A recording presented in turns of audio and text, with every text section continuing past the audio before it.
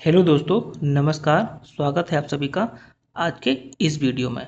आज हम जानेंगे कि अधिगम अथवा सीखने में ऐसे कौन कौन से सिद्धांत हैं जो कि अधिगम के तरीकों को बताते हैं। थोड़ा सा हम जो अधिगम का स्थानांतरण है उसको भी समझ लेते हैं, क्योंकि हमने पिछली क्लास में पढ़ा है। यहाँ भी थोड़ा सा रिवीजन कर लेते हैं। तो अधिगम के स्थानांतरण के अंतर्गत जब सीखा हुआ ज्ञान नई परिस्थितियों में भी उपयोगी हो जाता है तो इसे अधिगम का स्थानांतरण कहते हैं। इसके अंतर्गत जो हमारा पहला सिद्धांत है, एक समान तत्वों का सिद्धांत। इसके जो प्रतिपादक हैं थॉर्नडाइक एवं वुडवर्थ हैं। इन्होंने एक समान तत्वों का सिद्धांत दिया। इसके अंतर्गत यदि दो कार्यों में समान तत्व हो तो पहले सीखा गया ज्ञान दूसरे कार्य में भी स्थानांतरित हो जाता है।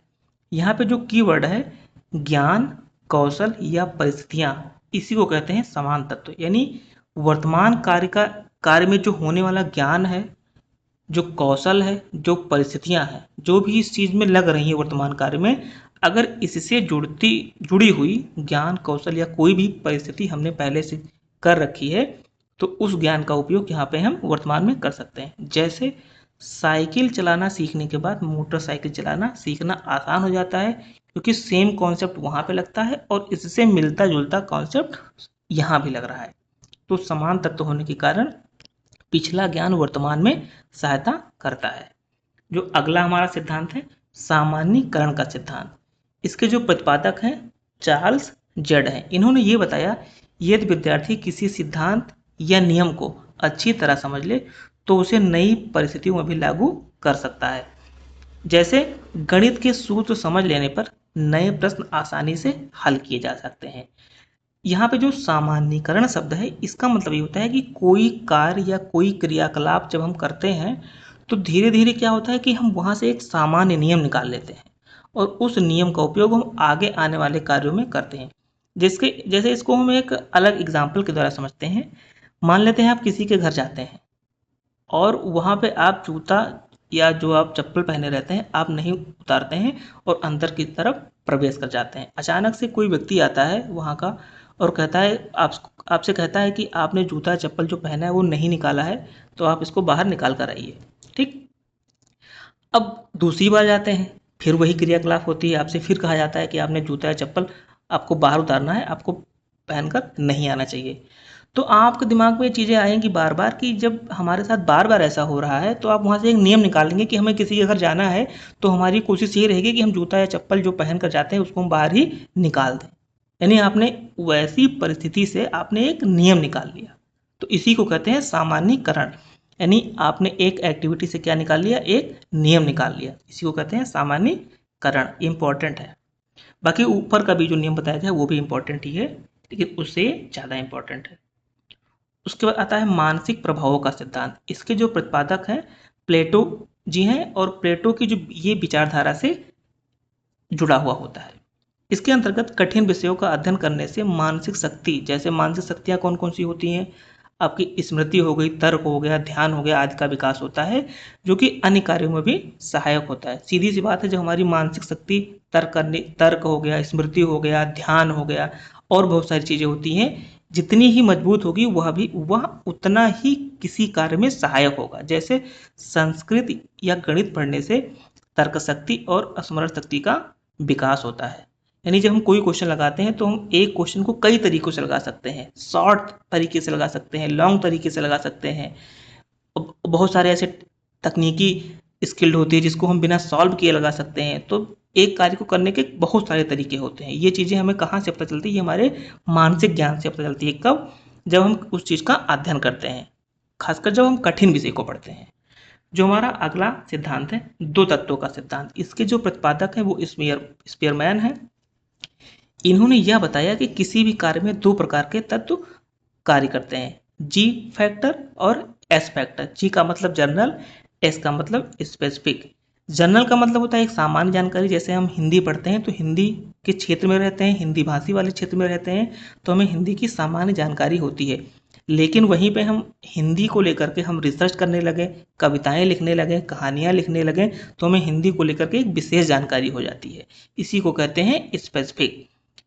जैसे यहाँ पे निष्कर्ष भी निकाला गया है कि स्थानांतरण समान एवं विशिष्ट दोनों प्रकार के तत्वों पर निर्भर करता है। यानी हम कोई भी कार्य करते हैं तो उस कार्य में जो स्थानांतरण होगा प्रीवियस नॉलेज का, वो सामान्य भी होगा और विशिष्ट होगा, दोनों प्रकार के तत्वों का समायोजित होता है। उसके बाद अगला जो सिद्धांत है गेस्टाल्ट सिद्धांत। इसके जो प्रतिपादक हैं मैक्स वर्दाइमर और कोहलर तथा कोपका, तीनों ने मिलकर के इस सिद्धांत को बताया। हम आगे क्लास में पढ़ेंगे इन तीनों के सिद्धांत भी, इनका जो प्रयोग है बताया गया है, वहाँ से हम चीज़ों को कैसे सीखते हैं, लर्निंग थ्योरी जब आगे हम और सारी पढ़ेंगे तो वहाँ भी बात करेंगे। फिलहाल हमें यहाँ पे समझना है कि गेस्टाल्ट जो होता है उस होता क्या है। इसके अंतर्गत ये बताया गया है कि अधिगम तभी प्रभावी होता है जब व्यक्ति समग्र रूप में समस्या को समझता है। अंतर्दृष्टि यानी इंसाइट के कारण सीखा हुआ ज्ञान नई परिस्थितियों में स्थानांतरित हो जाता है। इसका मतलब ये होता है कि हम कोई भी कार्य कर रहे हैं, कार्य का मतलब कोई भी समस्या का हमें समाधान करना है, तो समस्या का समाधान जब हम तभी कर पाएंगे जब समस्या हमें पूरी तरीके से पता होगी। अगर हमें समस्या का आधा अधूरा ज्ञान है तो हम उसका समाधान नहीं कर पाएंगे। यही होता है गेस्टाल्टवाद। गेस्टाल्टवाद का मतलब होता है पूर्ण स्वरूप। उदाहरण के लिए समस्या का पूरा स्वरूप समझकर नया समाधान निकालना। अगर आपको समस्या ही नहीं पता है पूरी तरीके से तो आप समस्या का समाधान नहीं निकाल पाएंगे। यानी इसका हम क्लास में कैसे उपयोग करेंगे, यानी बच्चों से हमें कोई चीज़ करवाना है, कोई प्रश्न पूछना है या किसी समस्या का समाधान करवाना है तो हमें उस समस्या का पूर्ण रूप से बच्चों के सामने प्रस्तुतिकरण करना होगा। इसके बाद है हैरले का अधिगम सिद्धांत। इसके जो प्रतिपादक हैं हैरी एफ हैरले हैं। इन्होंने ये बताया कि बार बार विभिन्न समस्याओं का समाधान करने से सीखना कैसे सीखें, लर्निंग टू लर्न की क्षमता विकसित कर लेता है। जैसे प्रतियोगी परीक्षाओं के अधिक प्रश्न हल करने से नए प्रश्न भी शीघ्र हल होने लगते हैं। आप कॉम्पिटिटिव एग्जाम की तैयारी कर रहे हैं तो आप चीज़ों को तो पढ़ते ही हैं, कॉन्सेप्ट पढ़ते हैं, बहुत सारी चीज़ें पढ़ते हैं, लेकिन आप जब धीरे धीरे प्रैक्टिस करते हैं तो आपको ये भी पता हो जाता है कि अगर आपको कोई क्वेश्चन नहीं आता है तो आप क्वेश्चन के जो ऑप्शन होते हैं उसको एलिमिनेट कैसे करेंगे।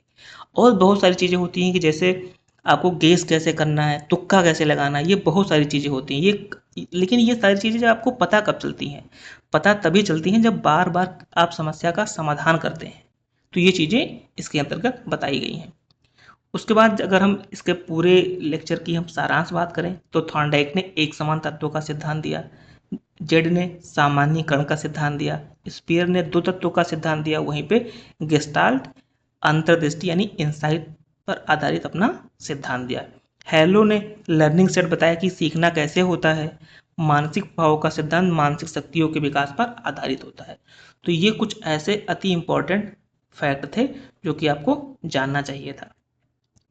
तो ये हमारी जो क्लास थी आगे आने वाली क्लास के लिए भी इम्पोर्टेंट है, क्योंकि इससे संबंधित हम जो नियम हैं, जैसे आपका गेस्टाल्टवाद हो गया, दो तत्वों का सिद्धांत हो गया, मानसिक प्रभाव का सिद्धांत हुआ, ये जो दो तत्वों का सिद्धांत है इसको हम बुद्धि में पढ़ेंगे।